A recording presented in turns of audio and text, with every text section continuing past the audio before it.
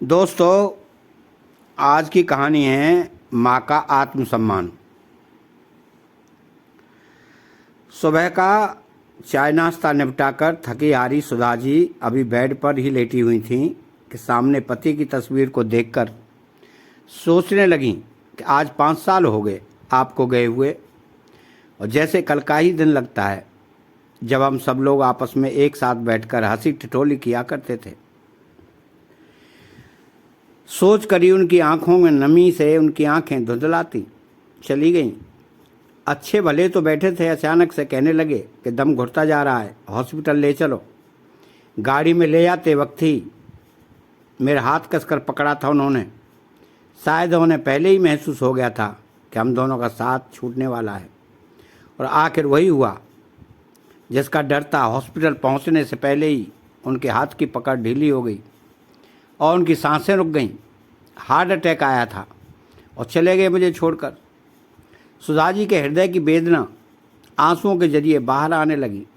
वह लगातार उनकी तस्वीर को निहारते हुए अतीत के गलियारों में भटकने लगी। तभी उनका इकलौता बेटा संजीव आया और उनके आने की आवाज़ से सुधा जी वापस वर्तमान में पहुंच गईं। तभी उनका बेटा संजीव गहरी सांस लेते हुए बोला, माँ आज बहुत थकावट हो गई है। दरअसल मेरा ऑफिस बहुत दूर है ना, इसलिए आने जाने में ही रोज़ 2 घंटे बर्बाद हो जाते हैं। फिर कुछ देर रुककर संजीव बोला, माँ वो क्या है ना, मैं सोच रहा हूँ कि ऑफिस के पास ही घर ले लूँ। अपने बेटे की यह बात सुनकर सुधा जी एक हल्की मुस्कुराहट के साथ सहज भाव से बोली, तुम जैसा ठीक समझो बेटा, मुझे इस बात से कोई ऐतराज़ नहीं है। फिर संजीव ने उत्सुकता के साथ कहा, माँ मैंने एक मकान देखा है, लेकिन क्या बेटा, कोई परेशानी है क्या? सुधा जी ने पूछा तो संजीव चेहरे पर उदासी के लिए कहने लगा, हाँ माँ, 10 लाख रुपए कम पड़ रहे हैं। कुछ समझ नहीं आ रहा इतना पैसा कहाँ से लाऊं। इतने में संजीव की पत्नी अनीता तुरंत अपने कमरे से बाहर आई और बोली, अरे तो क्या हुआ, माँ जी की जो एफडी पड़ी है वही तुड़वा कर पैसों का इंतजाम कर लेते हैं। कोई बात नहीं बेटा, एफडी तो ज़रूरत में ही काम आने के लिए ही बनवाई जाती है, सुधा जी ने कहा। तो अपनी माँ की बात सुनकर संजीव और उसकी पत्नी अनीता के चेहरे पर मुस्कान आ गई। कुछ दिनों के बाद संजीव एक मिठाई का डिब्बा घर लेकर आया और चेहरे पर खुशी लिए हुए बोला, माँ अनीता यह लो, मुंह मीठा करो। जिस फ्लैट की मैं बात कर रहा था, मैंने वह फ्लैट खरीद लिया है।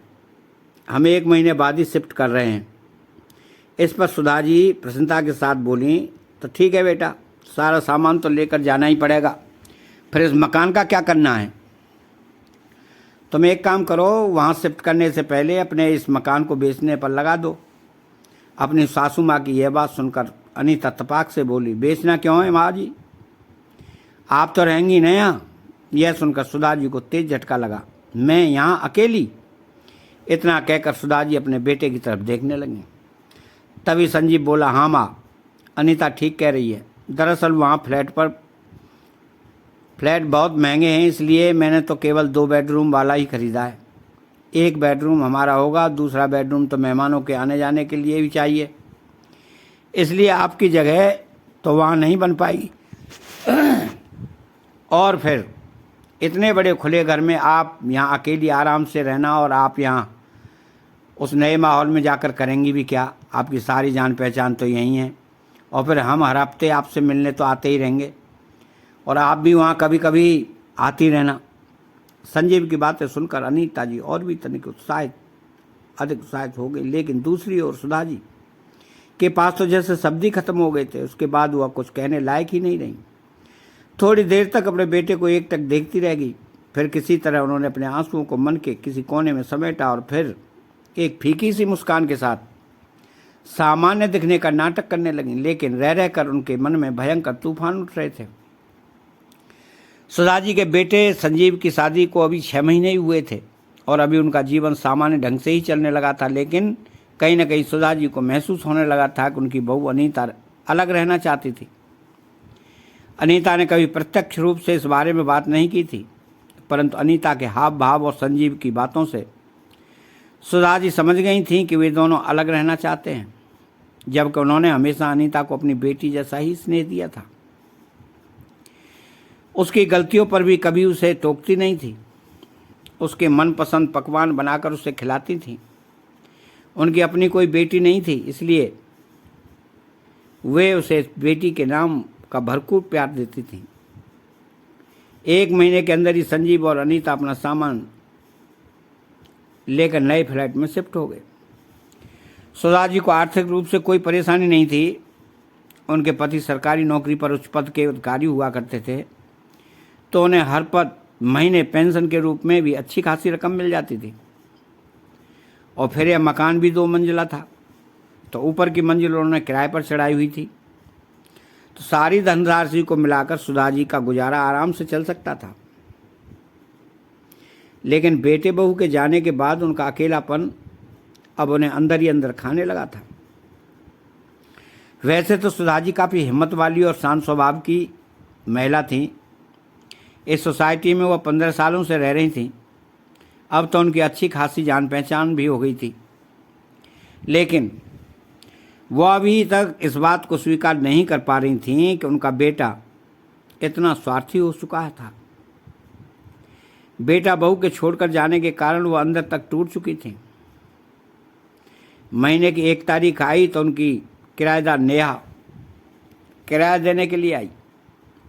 सुधा जी को आवाज़ लगाने लगी तो देखा कि दरवाज़ा खुला हुआ था। नेहा अंदर चली आई। अंदर आकर देखा तो सुधा जी बिल्कुल निढाल हालत में बैठी बेड पर लेटी हुई थी। उनके दिल का अकेलापन उनके चेहरे की गहराती लकीरों से साफ झलक रहा था। बालों में से सफ़ेदी निकल आई थी।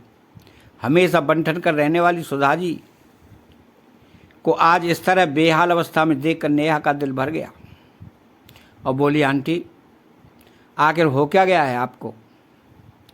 ये आपने कैसी हालत बना दी है अपनी? इस पर सुधा जी बोली, बेटा बिल्कुल अकेली हो गई हूँ ना, इसलिए बनने संवरने का दिल नहीं करता। अब तो ये हालत हो गई है कि खाना बनाने का भी दिल नहीं करता, ना ही कुछ खाने को। नेहा, अब तो मुझे लगता है कि जैसे बीमारियां ही शरीर को घेरने लगी हैं। नेहा बेहद खुशमिजाज स्वभाव वाली जिंदा दिल इंसान थी। 2 बेटों का पालन पोषण करते हुए भी वह अपने लिए समय निकाल लिया करती थी। नेहा जल्दी से अपने घर गई और सुधा जी के लिए खाना बना कर ले आई। थोड़ी देर हालचाल बांटते हुए दोनों ने डाइनिंग टेबल पर बैठकर एक साथ खाना खाया। फिर सुधा जी को देखकर नेहा कहने लगी, आंटी ऐसा तो नहीं चलेगा, मैं आपको ऐसी हालत में बिल्कुल नहीं देख सकती। एक काम करना, आप कल सुबह 6 बजे तैयार रहना। मैं रोज़ सुबह योगा क्लास में जाती हूँ। कल आपको भी स्कूटर पर बैठा कर ले जाऊँगी। और हाँ, कोई बहाना नहीं चलेगा। नेहा ने इतने अपनेपन से यह बात कही थी तो सुधा जी उसे मना ना कर सकें। उन्होंने योगा क्लास के लिए हामी भर दी। अब हर रोज़ सुबह सुधा जी नेहा के साथ योगा क्लास पर जाने लगी। योगा क्लास शुरू करने के बाद से सुधा जी चुस्त दुरुस्त रहने लगी। नेहा तो उन्हें ब्यूटी पार्लर भी ले जाना चाहती थी, लेकिन उसके कहने पर सुधा जी ने कहा कि मेरे बेटा बहू मेरे बारे में क्या सोचेंगे, रिश्तेदार और समाज वाले क्या कहेंगे। इतना कहकर उन्होंने ब्यूटी पार्लर जाने से मना कर दिया। कुछ समय बाद सुधा जी की बहू अनीता ने एक बेटे को जन्म दिया। संजीव सुधा जी को कुछ दिन पहले ही अपने घर लेकर आ गया था। अनीता के माता पिता तो विदेश में अपने बेटे के साथ ही रहते थे, लेकिन सुधा जी ने नवजात की देखभाल खूब अच्छे से की। जब उनका पोता 3 महीने का हो गया तो संजीव ने कहा, माँ अब मुन्ना 3 महीने का हो गया है, अब मैं और अनीता उसे संभाल लेंगे, चलिए मैं आपको आपके घर छोड़ देता हूँ। ऐसा कहकर उन्हें वापस छोड़ के आया।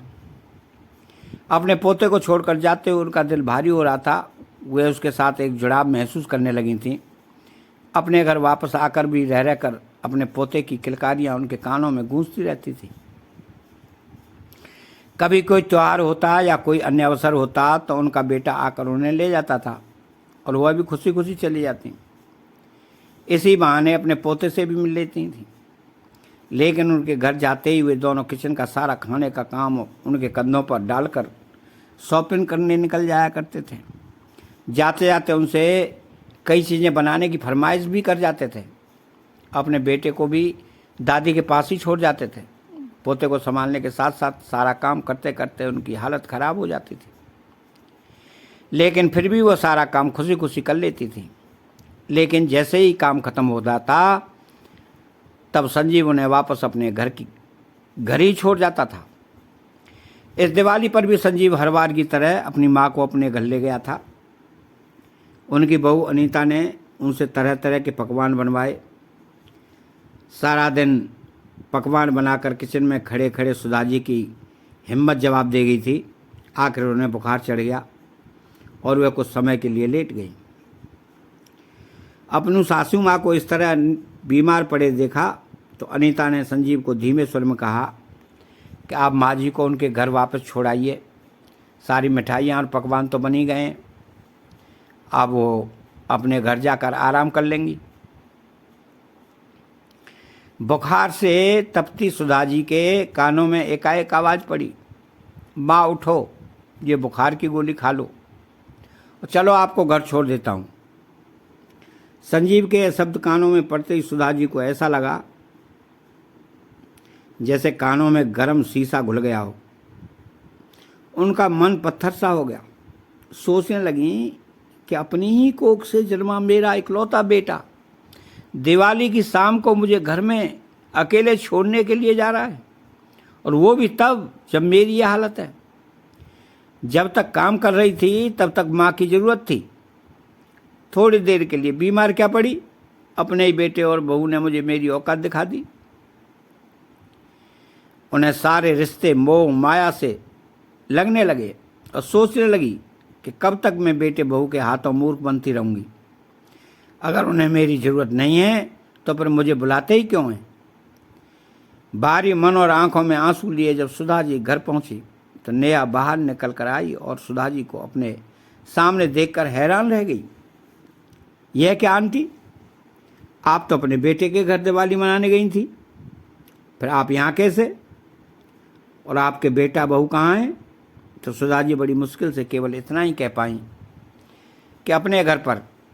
ऐसा कहते हुए उनकी नज़रों में उदासी के भाव को नेहा ने भांप लिया था। उसके बाद उसने कुछ नहीं पूछा और उनके पास दिवाली की तैयारियां करवाने आ गई। उनका घर संवारा और उनकी बालकनी भी रोशन कर दी। फिर कहने लगी, आइए आंटी, एक साथ लक्ष्मी पूजन करते हैं। लक्ष्मी पूजन के बाद नेहा थाली में खाना ले आई और ज़बरदस्ती उन्हें खिला दिया। इतना अपनापन और मनोहार देखकर सुधा जी की आंखें आंसुओं से भर आईं। यही प्यार और अपनापन तो वो अपने बेटे और बहू से चाहती थी। बेटे बहू के घर की कड़वी यादें सुधा जी के मन में काफ़ी दिनों तक बनी रहीं। कई दिन बीत गए, लेकिन ना तो संजीव ने फ़ोन करने की ज़रूरत महसूस की और ना ही बहू ने हालचाल जानने की कोशिश की। एक दिन शनिवार को सुधा जी ने अपने बेटे को फ़ोन किया और उनसे मिलने की इच्छा जताई तो संजीव ने कहा, माँ आज मैं बिजी हूँ, हम लोग कल आ जाएंगे। अगले दिन रविवार को सुधा जी सुबह की पहली किरण के साथ ही उठ गई और जल्दी उठकर बड़े जोश के साथ अपने बच्चों के लिए खाना बनाने में जुट गई। अपने बेटे बहू और पोते से मिलने का उत्साह इतना था कि चुस्ती से सारा काम करने लगी और 2 ही घंटे में सब पकवान बनाकर रख दिए। लेकिन सुबह से शाम हो गई, सुधा जी उनके इंतज़ार में बैठी नहीं, लेकिन वो नहीं आए। सुधा जी मन ही मन सोचने लगी, कल भी बच्चों ने नहाने का बहाना बना दिया था और आज भी वादा करके अभी तक नहीं आए हैं। उनकी उदासी अब चरम सीमा पार कर गई थी। फिर एक उम्मीद के साथ उन्होंने एक नज़र फ़ोन पर डाली है, सोचकर कि शायद बच्चों ने कोई फ़ोन किया हो और ना उठा पाई हो। देखा तो एक भी फ़ोन नहीं आया था। इतना ही भी समय नहीं है कि उनके पास के अपनी माँ को याद भी कर ले। इस ख्याल से ही उनकी आंखें भर आईं। कितनी अकेली हूँ मैं, क्यों भगवान ने मुझे इतना अकेला कर दिया। कहते हुए सोफे पर बैठ गई और फूट फूट कर रोने लगी। कुछ दिनों से वो उखड़ी उखड़ी सी रहने लगी थी। नेहा उनकी उदासी का कारण अच्छी तरह से जानती थी। एक दिन योगा क्लास में जाते हुए नेहा ने सुधा जी से कहा, आंटी, हमेशा एक जैसा जीवन जीने से बोरियत होने लगती है। क्या आपको नहीं लगता कि आपको जीवन में कुछ नया करना चाहिए, कुछ ऐसा करना चाहिए जो आपको सच्ची खुशी दे सके?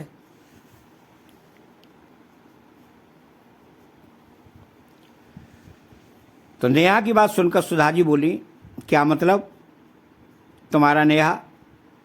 आंटी, आप हम लोगों के साथ किटी क्यों नहीं ज्वाइन करती? हर महीने 2 बार सोसाइटी की सभी लेडीज़ की किटी पार्टी रहती है। उसमें हम जमकर मस्ती धमाल करते हैं और गपशप मारते हैं। आज शाम के लिए भी किटी प्लान की गई है। अरे नहीं बेटा, अब कुछ ऐसा करूँगी तो लोग कहेंगे बूढ़ी घोड़ी लाल लगाम। ऐसा कहते हुए सुधा जी ने नेहा की बात को टाल दिया। फिर नेहा बोली, आंटी, लोग क्या कहेंगे ये सोचकर आप अपनी ज़िंदगी क्यों बर्बाद कर रही हैं? लोग जो कहते हैं उन्हें कहने दीजिए। आपका जो दिल करता है आप वो कीजिए ना। जब सुधा जी घर लौटी तो सोचने लगी कि नेहा ने जो कहा उसमें गलत तो कुछ भी नहीं है। सोचते सोचते आईने के सामने बैठ गई और स्वयं को आईने में देखकर सोचने लगी कि कैसी हालत बना ली है मैंने अपनी। मैं तो ऐसी कभी ना थी। अचानक उनके मन में कुछ ख्याल आया और चेहरे पर एक बड़ी मुस्कान आ गई। अपना पर्स उठाया, बाहर चल दी। करीब 2 घंटे बाद आत्मविश्वास भरी मुस्कान लिए घर लौटी और नेहा को फ़ोन करके किटी ज्वाइन करने की इच्छा व्यक्त की। किटी पार्टी पर ले जाने के लिए नेहा जब सुधा जी के पास पहुंची तो उन्हें देखकर उसकी हैरानी का ठिकाना न रहा। सुधा जी ने अपने बालों में हेयर कलर करवाया हुआ था और हमेशा हल्के रंग की कॉटन की साड़ी में रहने वाली सुधा जी आज बढ़िया सिल्क की साड़ी भी पहने हुई थी। गजब की सुंदर लग रही थी। आज सुधा जी उन्हें देखते ही नेहा बोली, वाह आंटी, आप तो कमाल लग रही हो। ये हुई ना बात। तो नेहा के साथ सुधा जी ने भी किटी ज्वाइन कर ली। यूँ तो सोसाइटी की सभी लेडीज़ के साथ सुधा जी की पहले भी बोलचाल थी, लेकिन अपने लिए स्पेशल समय निकाल कर सबके साथ मिलना जुलना सुधा जी को सुहाने लगा था। कुछ ही समय में सुधा जी किटी पार्टी की रौनक बन गई। इसके साथ ही वे अपना भी पूरा ध्यान रखने लगी थी और वे खुश रहने लगी थी। उन्होंने ज़िंदगी को सही मायने में जीना शुरू कर दिया था। न्यू ईयर का सेलिब्रेशन नज़दीक आ रहा था। उधर संजीव और अनीता आपस में बातें कर रहे थे। अनीता अपने पति से कहने लगी, सुनिए तो, आपने न्यू ईयर के लिए घर पर पार्टी तो रख ली है। अपने ऑफिस के दोस्तों को और यहाँ तक के अपने बॉस को भी इनविटेशन दे दिया है। कुल मिलाकर 15 से 20 लोग तो हो जाएंगे। लेकिन मैं बता देती हूँ, मुझसे इन सब लोगों के इतने लोगों का खाना नहीं बन पाएगा। अरे अनीता, तुम चिंता क्यों करती हो?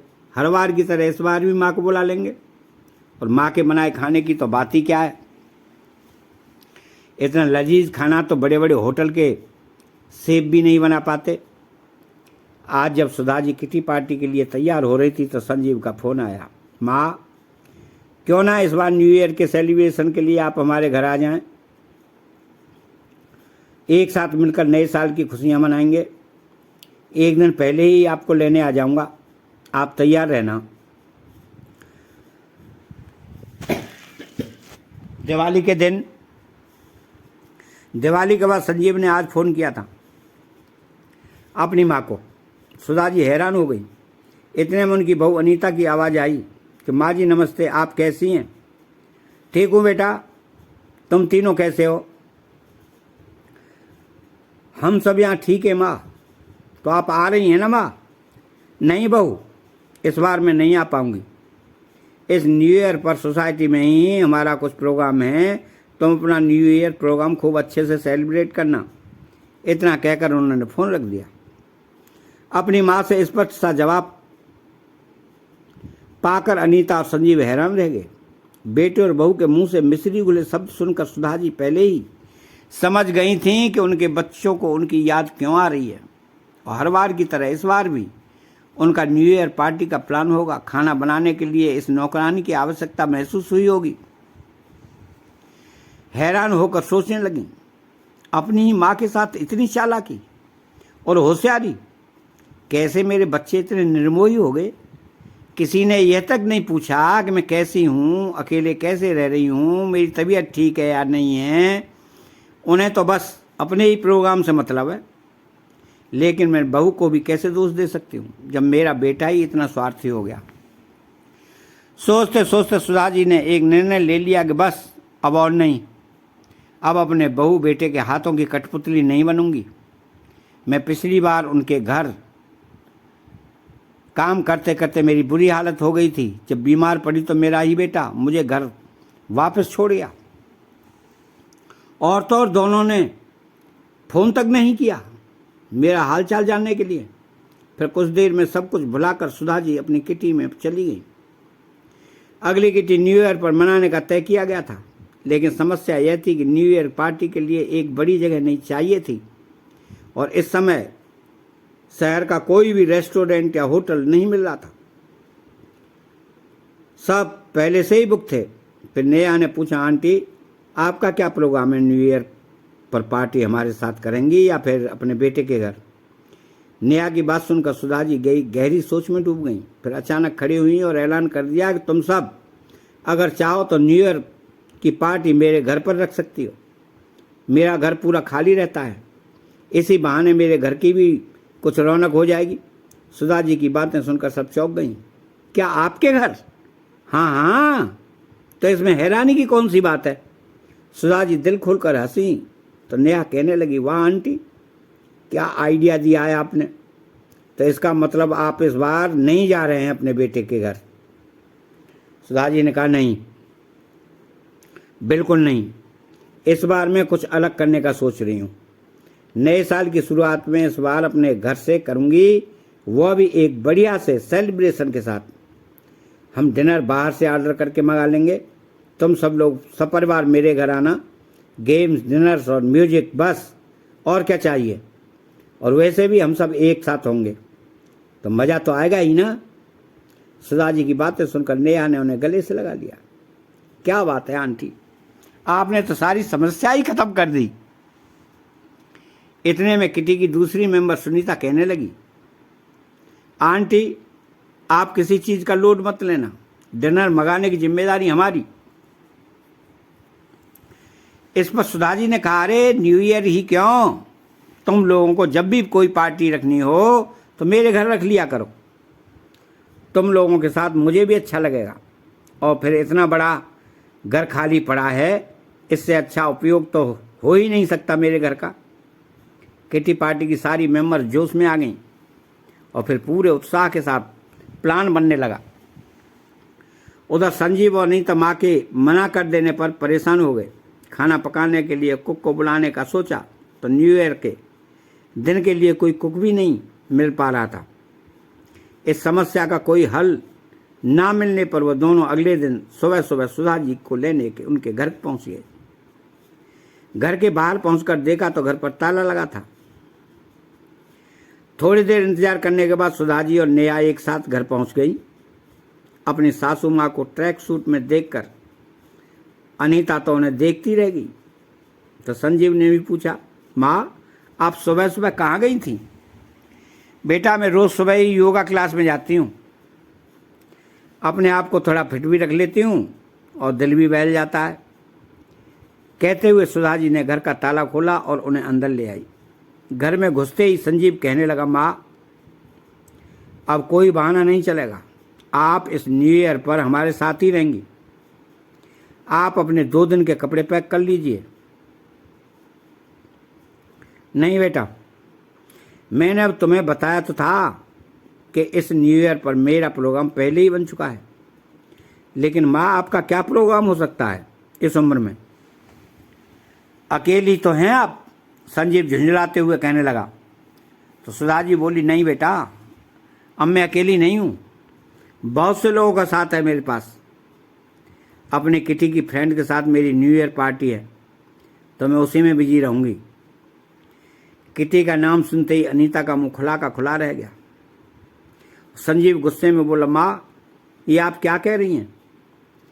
आपका दिमाग तो ठिकाने पर है? इस उम्र में किटी पार्टी कर रही हैं आप, वो भी पिताजी के जाने के बाद।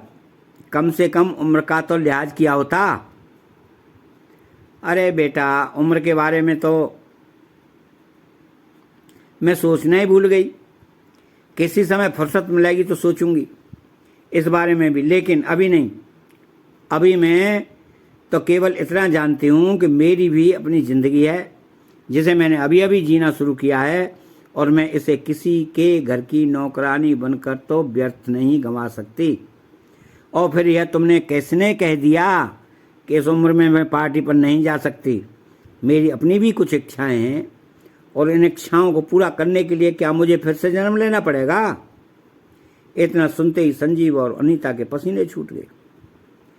फिर संजीव ने अपने सुर बदल लिया, लेकिन माँ, न्यू ईयर कैसे खास मौके पर तो आपको अपने लोगों के साथ रहना चाहिए ना।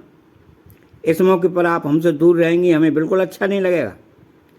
अरे दूर तो तुमने मुझे पहले से ही कर दिया है बेटा।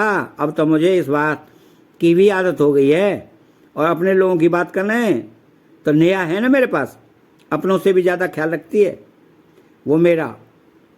अभी उनकी बातें चली रही थी कि डेकोरेशन वाले सुधा जी के घर पर सजावट करने के लिए आ गए। उन्हें देखकर संजीव और अनीता हक्के बक्के रह गए। माँ, ये सब क्या है?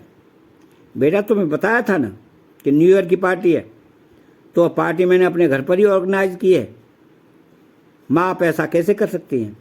आपने तो हमारे घर को पार्टी हॉल बनाकर रख दिया। संजीव गुस्से से बोला, बेटा तुम शायद भूल रहे हो कि तुम इस घर को और मुझे बहुत समय पहले ही छोड़ चुके हो। अब यह घर केवल मेरा है। मेरी जिंदगी पर इस घर पर सिर्फ मेरा और मेरा ही हक है। इस घर में अब वही होगा जो मैं चाहूँगी। अब मैं तुम लोगों के कठपुतली बनने से इनकार करती हूँ। इतना कहते हुए सुधा जी पार्टी की डेकोरेशन अन्य तैयारों में व्यस्त हो गई। अपनी माँ से दो टूक जवाब सुनकर अनीता और संजीव के चेहरे का रंग उड़ गया। वे दोनों हैरानी से एक दूसरे को देखते रह गए।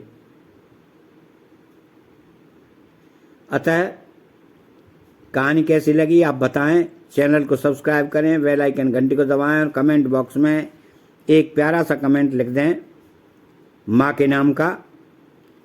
धन्यवाद।